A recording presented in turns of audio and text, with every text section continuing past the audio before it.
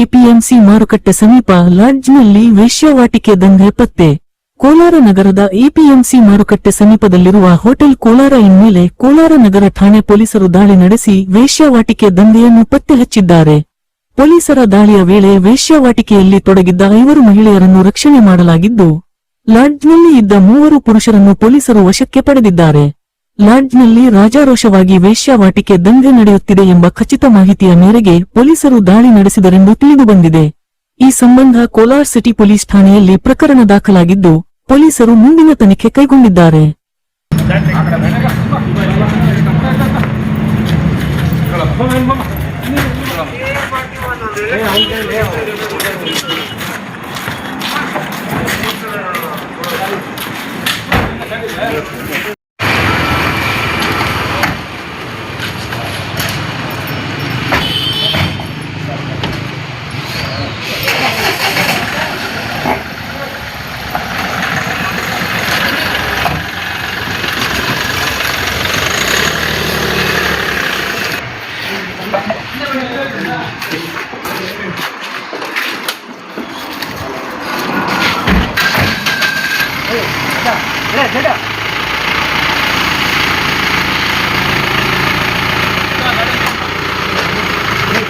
ಆಗತ್ತಾ